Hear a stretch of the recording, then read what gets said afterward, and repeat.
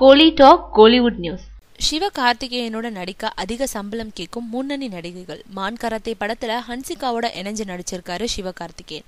இந்த நிலையில எதிர்நீச்சலை தொடர்ந்து மீண்டும் தனுஷ் தயாரிப்புல சிவகார்த்திகேயன் நடிக்கும் படத்துல அவருக்கு ஜோடியா நடிக்கவும் முன்னணி நடிகையா புக் பண்ண திட்டமிட்டாரு தனுஷ். சிவகார்த்திகேயன் ஆசைப்பட்ட மாதிரி நயன்தாரா கிட்ட கூட பேசி பார்த்தாங்க. ஆனா அவங்க மசியல. தொடர்ந்து ஜெய், சிவகார்த்திகேயன் வளர்ந்து வரும் ஹீரோக்களோட நடிச்சு மார்க்கெட்டை இறக்கிக்க வேண்டாமேன்னு நிராகரிச்சுட்டாங்களாம். அதே அடுத்து தமன்னா, அமலா பால்னு போன போது கோடிக்கணக்கில் கூலி கேட்குறாங்களாம்.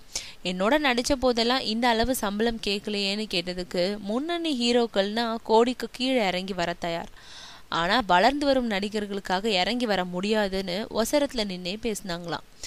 அதனால இப்போ விரலுக்கேற்ற வீக்கமா வருத்தப்படாத வாலிபர் சங்கம் படத்துல சிவகார்த்திகேயனோட நடிச்சு ஸ்ரீதிவ்யா கிட்ட பேசியிருக்காங்களாம். மீண்டும் சிவகார்த்திகேயனோட நடிக்கும் வாய்ப்புன்னதும் சம்பளத்தை பத்தி வார்த்தை பேசாம அக்ரிமெண்ட்ல சைன் பண்ண துடிச்சுக்கிட்டு இருக்காங்களாம் நடிகை.